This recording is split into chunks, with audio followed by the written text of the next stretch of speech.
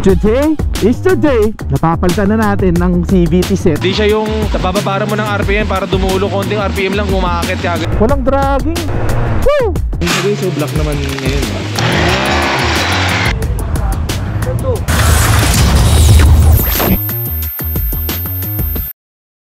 Hi guys, another vlog, another day. So dual vlog muna tayo guys. So nag-vlog ako para sa Facebook. Hello guys. So follow nyo yan sa TikTok and sa Facebook. So dalawang vlog tayo ngayon. Dala tayo na to. Shoutout pala sa Hank Additives. Magdadala tayo sa mga tropa natin sa RRJR. Yan, para meron sila mga helmet rack doon. Bigyan natin siguro mga 5. Yan, kain natin dito. Ang dami nagtatanong sa atin ng flat seat na ito. Pag binili nyo sa TikTok shop to, itong flat seat ng TRC Racing guys, buo na yan. So kasama na yan. Kakabit nyo na lang dito. Tatanggalin nyo yung stock nyo. So ito yung mapapalitan. So yun o, ADB 160. Nasa kagandahan dito, sobrang easy lang maganito. Lock na siya. Alright, tagal natin hindi nagamit yung ADV natin kasi bukod sa nag-uulan ngayong June, panay tayo kotse. Tsaka kung napapansin nyo, nandito tayo sa ibang lugar. Dito tayo mag-start ng vlog kasi nasa Pasay ako ngayon. So dito tayo umuwi lately kasi nga hindi pwedeng uwian ang Las Piñas. Kasi sa Las Piñas currently diba ginagawa ko yung kalsada namin, ang pangitan ng kalsada doon. Yung gulong natin, technically hindi na pwede daanan ng any 4 wheels and any motor. Tapos sobrang maputik na kasi doon ngayon. May gusto nga akong gawin. Gusto ko ibalik sa dual sport tong motor natin, itong gulong nitong ADV. Tapos dadaan tayo doon para pakita ko sa inyo na pang-rugged talaga yung ADV 160. Pero with the current gulong kasi natin ngayon na Phoenix, basically kasi road tires siya. So basically madudulas lang ang motor natin doon. So kung naka dual tires tayo, huli. Yan, ginagawa po kasi ng terminal yan boss. Bawal yan boss. Yan, ginagawa kasi ng terminal. Tayo mo nagta-traffic doon oh. Tama yan boss. Ay, ang sarap. May flower si ating. Actually meron na akong dual sport na gulong. Ipapakabit ko na lang siya later siguro or some other day. Ito yung CS55 na gustong gusto ko eh, bigger brother ng 35. Pero kaya dahil tayo nagvo-vlog ngayon guys is because today is the day napapalitan na natin ng CVT set itong ADV 160. Actually hindi naman CVT set, more of like the pulley set, you know. Palitan natin ng pulley set to guys, itong ADV natin. Sa mga nakakanood ng vlog natin sa Facebook, pinakita ko doon na lumabas na yung bagong CVT or pulley set ng RRJR, which is yung R1. Malamang to nakikita nyo na to kay Ninong Ilotsky, kay Rody, and sa mga ibang affiliate, and sa mga ibang tropa natin na naka R1 na no. Woo! Ngayon lang tayo medyo nagkaroon ng time na magpakabit ng R1 Moto. So sulitin na natin ang oras natin ngayon. So papakabitan natin ng pulley set na R1 Moto. At syempre isi-share ko sa inyo ano ang magiging performance niya sa atin. Plano namin mag long ride talaga na gagamitin namin yung R1. Na-excite nga ako eh. Kasi balita ko guys, itong R1 na to, hindi siya pang performance pero pang endurance. So well, nandun na rin yung performance. Pero pag sinabi mo kasi endurance, sabihin pang matagalan, pang long lasting, pang long ride, pang long endurance. So technically pang ano to, parang pang Ironman yung datingan. Kahit magdamag na nakabukas to, hindi ito masisira. Maganda pa rin ang performance niya, 'di ba?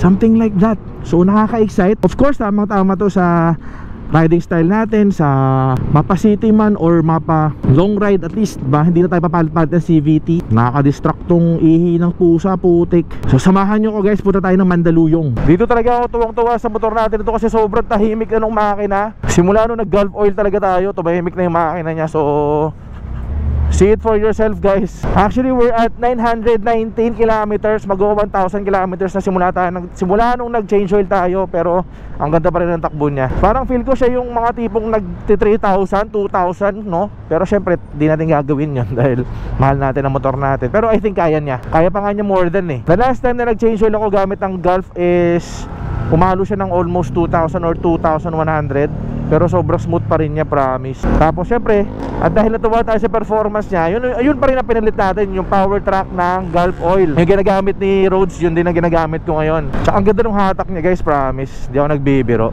Sobrang solid. Tahimik na, ganda ng hatak, long lasting. Ilalagay ko dyan sa yellow basket or ilalagay ko dyan sa description yung link kung saan nyo mabibili. Yung ginagamit yung langis para sure ball kayo na original yung mabibili nyo. Kaya lumalala traffic sa atin dito kasi sino-sino na lang pwede maglabas ng sasakyan dito.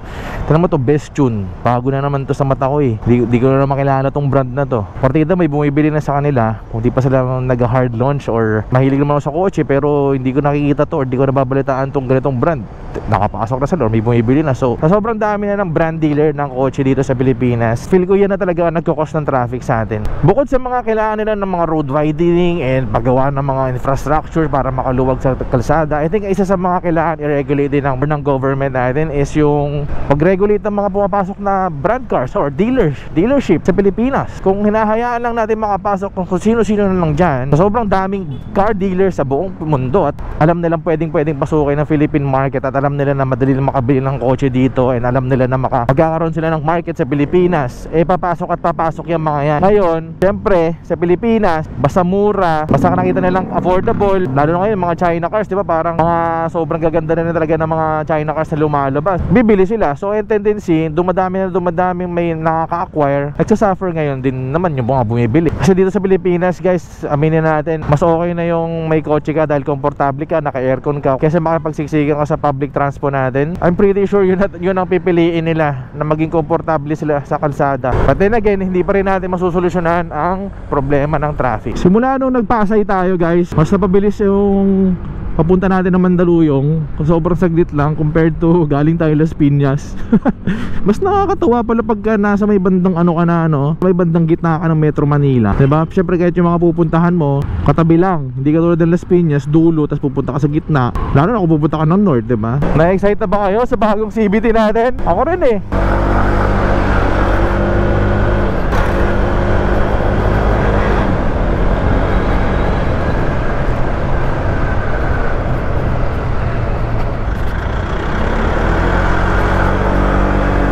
Alright guys, here we are, RRJR 506 Bonnie Avenue. Alright, RRJR.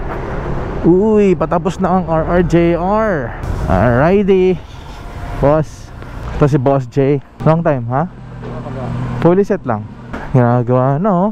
Basta, long time ha. Mayaman na. Ha? Siyempre. Naingit ako winiwili mo yung click 160. Ibig sabihin to, pwede rin. Depende. Naka-pipe talaga, malakas man. Naka-pipe kasi. Tapos maganda pa yung pipe niya, Kinochi. Oo. Nagpangginan, ang ingay, lumutong. Pero lumakas nga, no? Sure ball, wala kang ginagawa, Wala. Kasi sabihin na naman nila, inuuna na naman yung mga vlogger. Vlogger ka ba? Bossing, may kasama pang ihi ng pusa. Hindi pwedeng dilubas tong dalawang boss ko dito. Mga dito. So guys, ito tayo sa RRJR. Ang daming papagawa dito. So guys, nandito na yung pinapakabit natin or papakabit natin na fully set ng R1 Moto. Pakita sa atin ni Chief Mechanic Brian. Yun. Uy, ganda black ha. Yes, black. Hindi natin kailangan yung mga pintura ha. Yeah. Ganda guys, so black naman ngayon ha. Hey, yun may tatak ko yan, R1 boy, sarap. At ito R1 din meron. Diba meron backplate ng R1 din. So kasama sa fully set guys, kasama na yung tawag dito? Drive face, Backplate, with slider piece na. then pulley na naka tiger balls yung loob. Yun.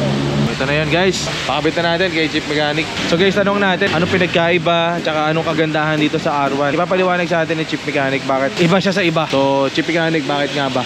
Etong R1 na nakikita nyo, fully set, ito kasi pwede siyang racing, pwedeng touring. Ngayon, nasa specs na lang niya kung paano siya titimplahin, like for example yung mga bola tsaka springs, kung pwede siyang racing, pwedeng touring. Ngayon nasa tuner nyo na lang kung paano niya gagawin yung combination ngayon. Tapos etong pulley natin, pwede siyang sumabay sa mga ibang klaseng brand sa market.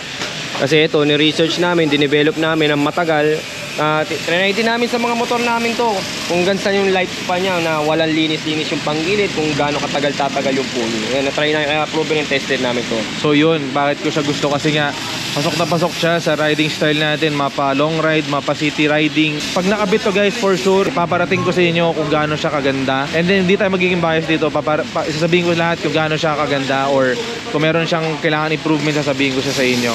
So before ko syempre ibahagi sa inyo, gusto ko muna matesting ko muna sa akin kung okay talaga o hindi. That's why papakabit talaga natin siya ngayon. At ang balita ko dito guys, wala palang stock ngayon, pero balita ko magkakaroon din sila ng bell para talagang yung full potential ng R1 makikita natin pag talaga nag full CVT set na, di ba? Yes, tama. Estimated mga kailan lalabas lang. siguro maybe next month dumating na yung ibang parts pa natin like fly ball, clutch bell, lining, and springs. Nandyan, parating na yun. Meron tayong mga abangan and syempre dito lang yan mabibili or available sa R1 or sa RRJR. Okay, tapos hanapin nyo lang to, yung master tuner natin na si Chief Mechanic Brian. Okay, tama na kay EDV dyan, alam nyo na. Nakabit na natin guys yung pulley set ng R1 Moto sa EDV 160. Papakita ko sa inyo yun, oh. Mamaya sasabihin ko sa inyo kung anong tono natin dito or anong ginawang tono ni Brian. Pero ngayon, paanda rin natin, tignan natin anong itsura.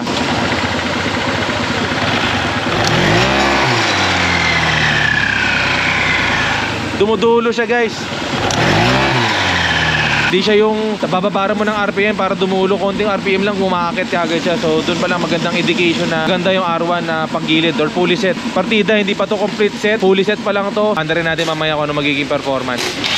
Alright, testing natin yung R1 Moto na pulley set. Pero ang bola na ginamit dito is 16 grams na tayo guys. From 17 grams straight to 16 grams straight. So, ang sabi ni Brian, ang 16 is pang long ride.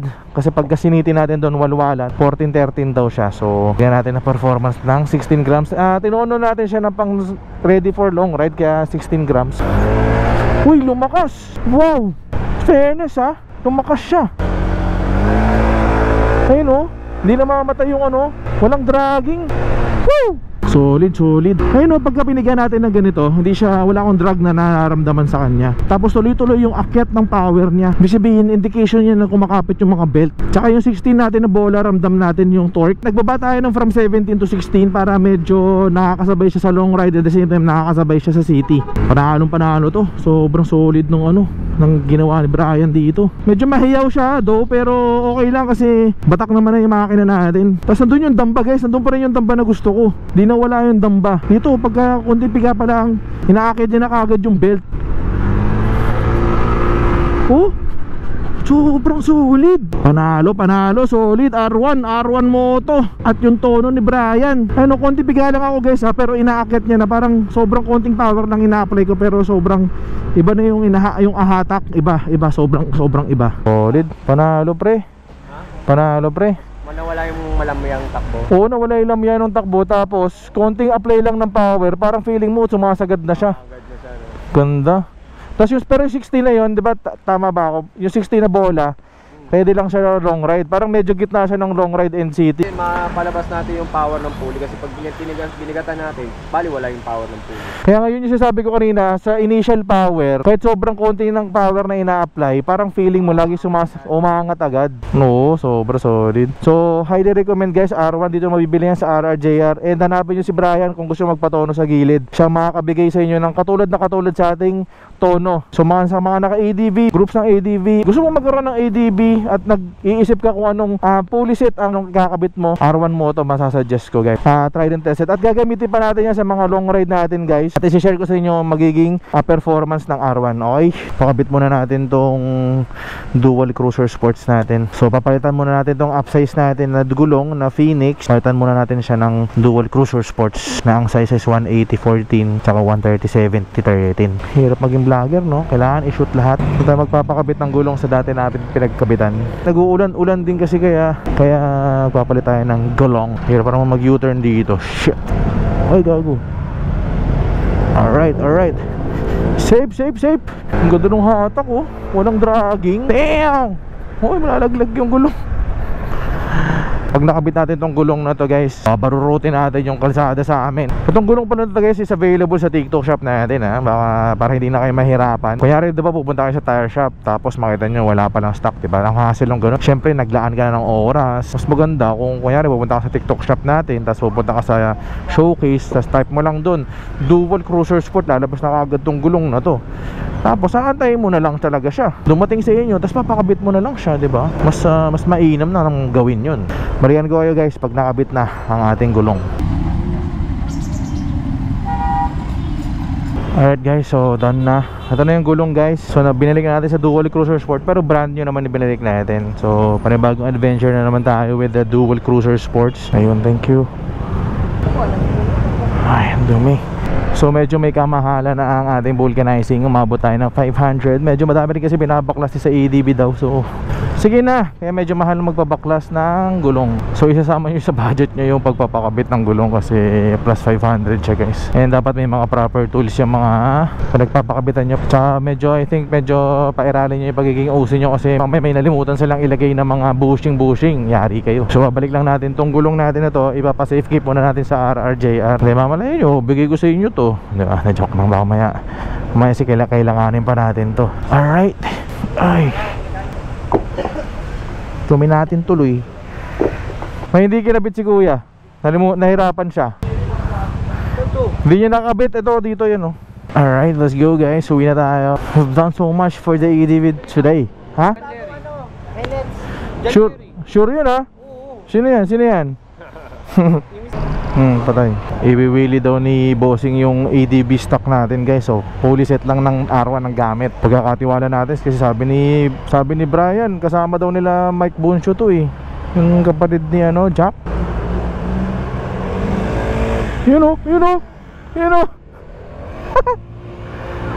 Grabe. Ang bilis oh. Pero ang bilis sumibat eh, no? Hi Bri, thank you ah. Thank you. Guys, hanapin si Brian dito sa RRJR. Big shoutout RRJR along Bonnie Avenue, Mandaluyong City. Malapit siya sa City Hall guys. Let's go guys. R1 Moto for ADV. Tsaka pasok siya sa ADV 160 and 150. And the same time, pasok siya sa PCX, of course. And marami na siyang available guys. Pasok na siya sa mga Mio, Click 125, 160. Basta inquire lang kayo sa page ng RRJR kung gusto nyo ng katulad ng pulley. Abangan natin yung bell. Pag nakompleto natin yung R1 Moto, sobrang solid nun for sure. Gusto ko yung pang endurance type, yung talagang pang matagalan na performance. And for sure, itetesting natin siya for long ride. Tingnan natin kung gaano siya katagal. Ang tono natin currently is 1,000 spring, 1,200 clutch spring, and 16 grams straight. Dito ang clutch lining pa rin syempre the Kevlar and stock torque drive. And again guys, kung may mga katanungan kayo, comment nyo lang dyan sa comment section. Pag may time naman tayo, sinasagot naman natin yung mga inquiries. At kung nagustuhan mo itong mga gitong content, like mo na yung like button and share mo na rin yung video para, diba, happy tayo. At ang kagandahan dito sa ating tono na to ay nandun pa rin yung hinahanap natin at pinakagusto nating damba guys. Woo! So yung torque na gusto natin nandito pa rin. Speed test to.